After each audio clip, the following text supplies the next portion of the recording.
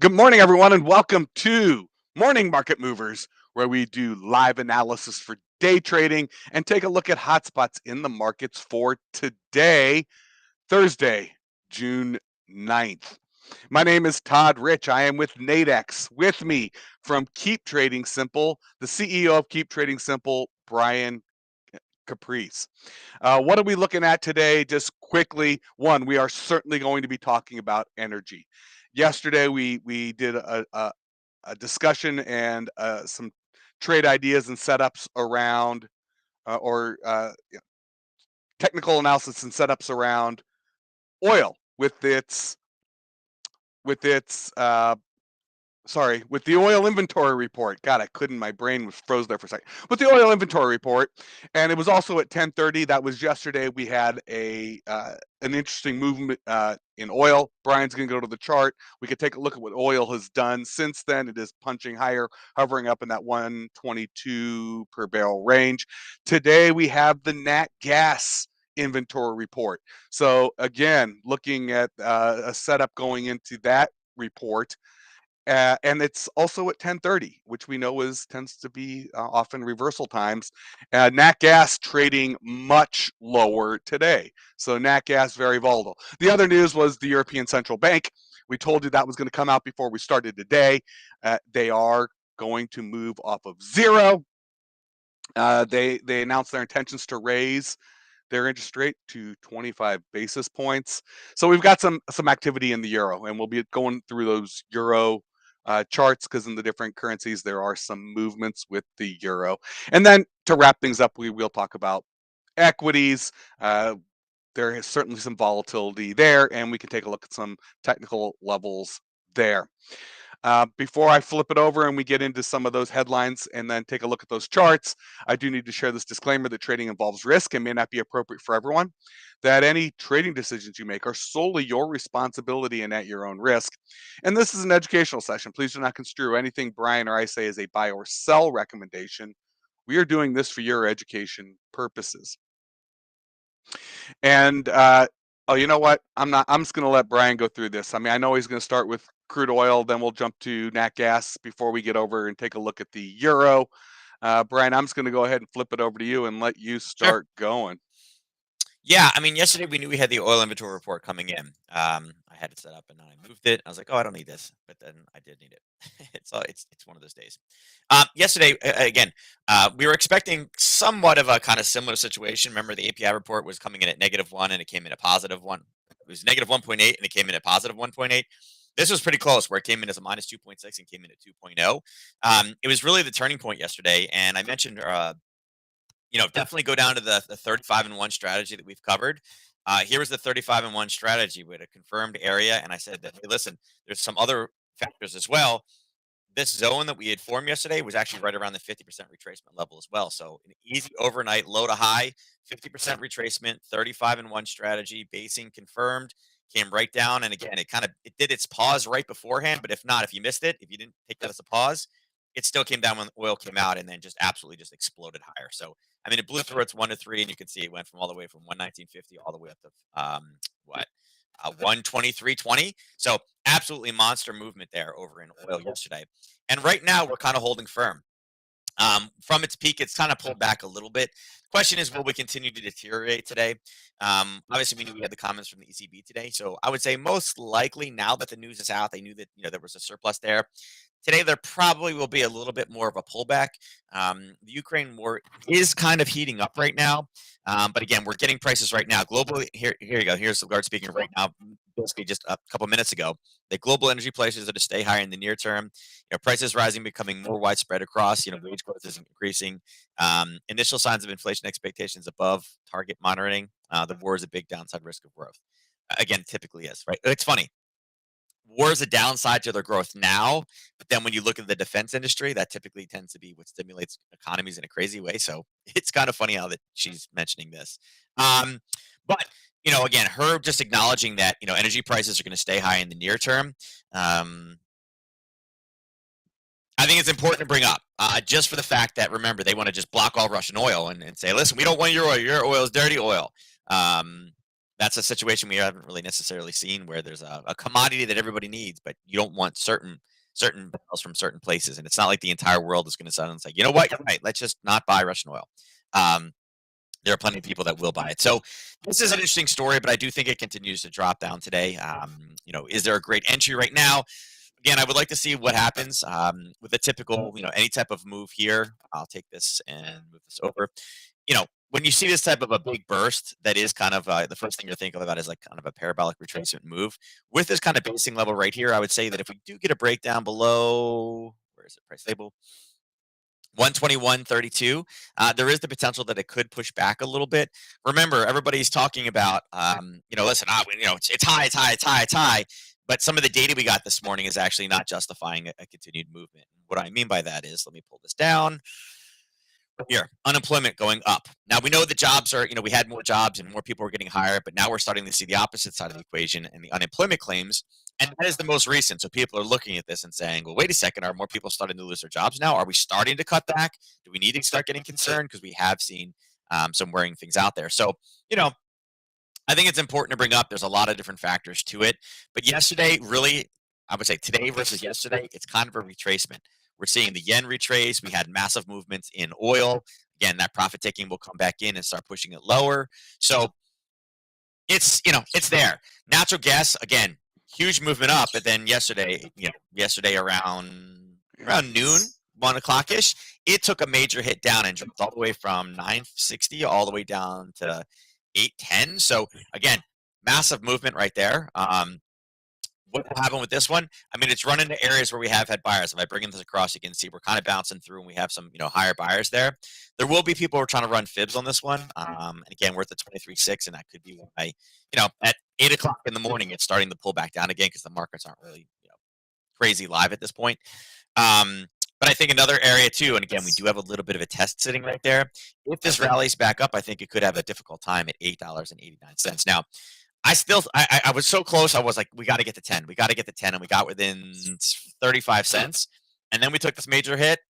I'm gonna have to say that at this point, it would take a lot for this to really get back up to 10 for this week. So is 10 off the cards? No, I still think somebody wants to pay $10 for it. But with this major of a hit, I mean, this hit over here was one crazy day before. This is a much crazier of a day. You can see it's twice as big as the our original first crazy day. So it just shows you that how what the potential of natural gas is right now, how much it can move. All the commodities are again in the red. Gold also kind of bouncing back, and we talked about the channeling. Again, we wanted this to kind of go higher for preparation for tomorrow's CPI. It's already starting to rally back down again. Silver also starting to kind of push back down again. So all the commodities are in the red. Again, they're associated more with risk. The cryptos are kind of flat. They're not really telling us a whole lot right now. Doji's up, but Bitcoin is down. Ethereum is barely holding on for a positive gain of 0.09. So not much going on there. Interesting enough, I did want to bring it up too. It's interesting to hear. I got, I get I mentioned yesterday. I get the Yahoo Finance articles. They're talking about Exxon. I don't know if anybody's looked at Exxon or what Exxon has done, but they basically say that Exxon just hit another high. It's the first high they've hit in 8 years, like a new all-time high. But the only problem is that the Dow is not experiencing any of the gains because remember, Exxon got kicked out of the Dow, and what was the article? Hold on, it's absolutely hysterical. It's up 70% this year, 71% this year since it got kicked out, and it got put in Salesforce and Honeywell got put in. They both are obviously not doing anything. The Dow is, I'm sorry, it's up.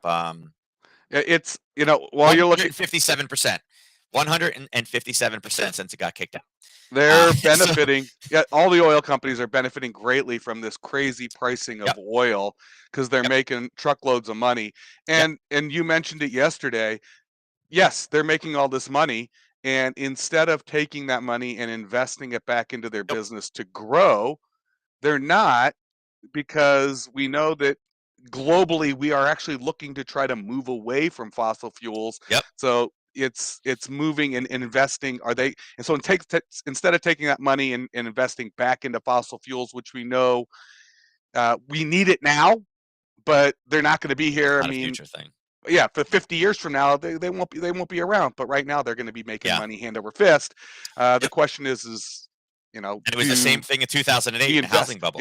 Yeah. Do we invest in more this money than stuff anybody that's going to help us? Right. And Yeah. We need to invest in all the other. If we're going to replace fossil fuels, we need to have the true investment to replace the energy when we need it. I mean, we need energy. There's no And way around that. yeah. I mean, and you want to see a chart that just goes crazy. I mean, look at this. I mean, when it was down here, it's like, oh, it got removed back in 2015. Like, oh no, it's bad, it's bad, it's bad at 33, and now look at, I mean, it's all the way up here at Yeah. 104 and just surging. So it just goes to show you that, it's interesting how, you see who's profiting, you see the subsidies, and you see kind of what's happening out there in the markets, and it's like this is why it's important to understand actual, intraday more or less trading, right? Because you know.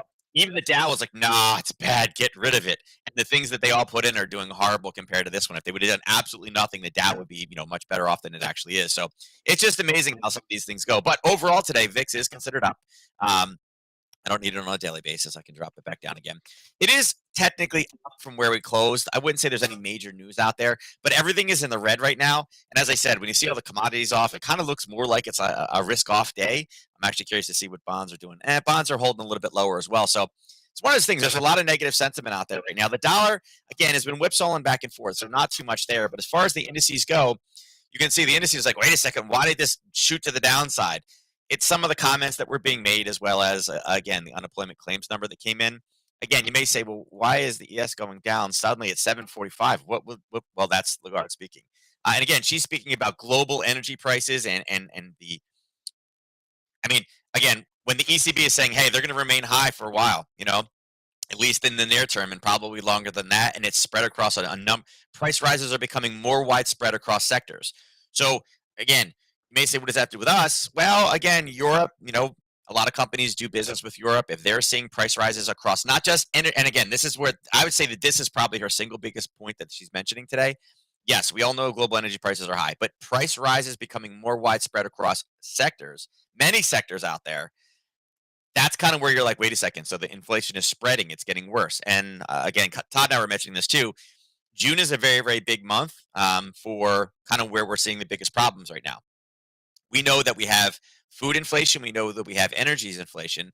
Well, this is the month that the Ukraine is supposed to harvest all their grain. Okay, Right, we're able to. they cannot get the grain out. So it's kind of one of those.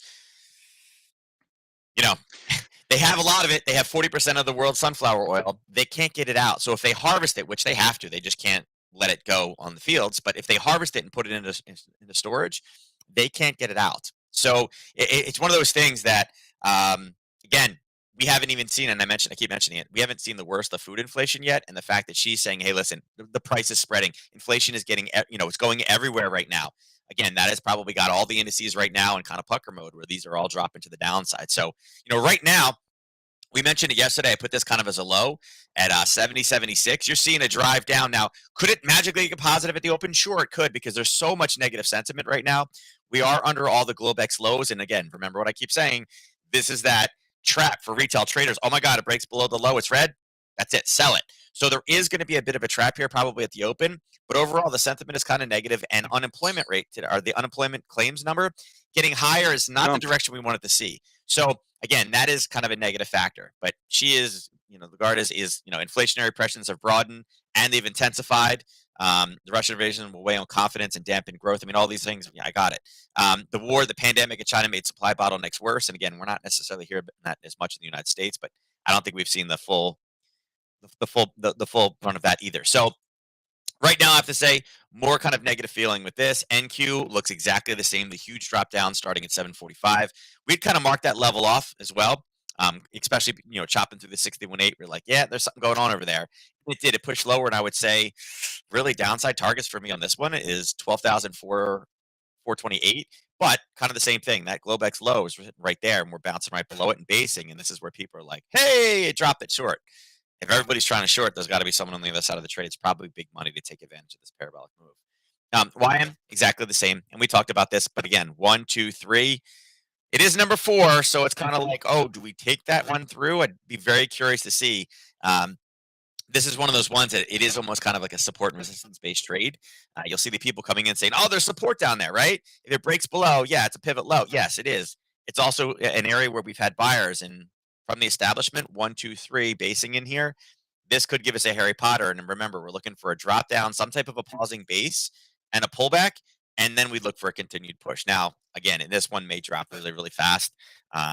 Again, seeing when you hear all sectors, that's where manufacturing starts jumping in. And I would say potential lows today are probably down here at 32.61. Again, not how you want to go into a Friday with a low CPI number. And then Russell's kind of in the middle pack, but it looks almost exactly the same. And this one actually may have been, yeah, it's a 61.8 pullback as well. So you can see that it came up and paused and tried at the 50, went up to the 61 again. I'm just running it from the top here down to the bottom. This kind of more recent trend. Take this one off. Just put it over here so you guys can see it. Again, like a 7 o'clock and then 7:45 just absolutely got hammered down. I would say the lows for the Russell today are probably could be down here at 1871. The big piece of this again is we go super negative today. You may say, well, what's happening with tomorrow? They have not changed the forecast yet. It is still considered 0.7% up. Lagarde's kind of confirming that. So the question is, will the market factor it all in today in preparation for tomorrow? Will we see a big 0.7 number and then the markets all go straight up in the air? Potentially. It depends on how much the market sees it today and says, hey, listen, this is going to be bad. Let's drive it down right now so we can trap people, so people that go short tomorrow before CPI get in trouble. But right now, I'd really start focusing on, again, what does the morning action look like? Drop your 15-minute chart, see if there's any pullbacks, look for 1030 reversals, and then look to see in the next 12 hours where the market is preparing for that CPI number. Because I'll tell you right now, even if it comes in as a forecasted 0.7, that is showing us right there. That is proof. I don't care about the year over year because last year we were not raising interest rates. Now we're raising and we're getting ready to do it again. It's starting to accelerate from 0.3 to 0.7, showing that we have not peaked. It is going higher again. All the feel good stuff that we talked about before. And God, imagine if this comes in at a 0.8 or 0.9. I'm hoping it comes Yep. in at a 0.5. That's still an acceleration and still bad. But again, a 0.5 is better than a 0.7. And just the question is, this broadening, seeing inflationary pressures across the board, again, it makes you really, kind of wonder. And again, inflation at a 40-year high, new mortgages down, at a 22-year low. Those are not great recipes for the overall economy. So Yep. that's it. All right. Well, with that, any questions for Nadex, please email us customerservice@nadex.com. Customer service we're here to help. Now, Brian and I are also accessible. We are also here to help, and we do answer our own emails. If you got any questions for Brian, please feel free to reach out to him. Brian is a fantastic coach. Support@keeptradingsimple.com. Please feel free to reach out to Brian directly. I am also available. You can email me at todd.rich@nadex.com. A very quick recap on what we were looking at today. Oil clearly on the move following yesterday's inventory report. We saw a punch higher. We're up at 122 a barrel. Nat Gas completely sold off yesterday, but we've got that inventory report this morning at 10:30. Be sure to be looking around at that. We had the ECB announce that they're going to start hiking interest rates. They're coming off of zero. We're seeing some movement in the euro and equities, which were trying to climb higher, completely turned over and completely turned over. Now we're looking to have a red open. I did see the last question. We do these every morning. We go for about 15 minutes. We're going a little bit longer today. Please come join us every morning. Brian and I, we love doing this. If you can't catch them live, we do record them. They're available on the Nadex YouTube channel. You can go back and listen to any of the old ones we've done for the past year. They're all still up there. If you like what we're doing, please give us a like on Facebook or YouTube or however you're catching us. We do appreciate that. Brian and I will be back tomorrow morning. Remember, tomorrow morning, right before we go live, CPI. We are going to get a look at that inflation number for the U.S. It is a big number. We'll see what we've got in store for tomorrow. We'll be doing some analysis then. Until then, hopefully we catch you tomorrow. But until then, good luck in the markets, everyone. Thank you so much for joining.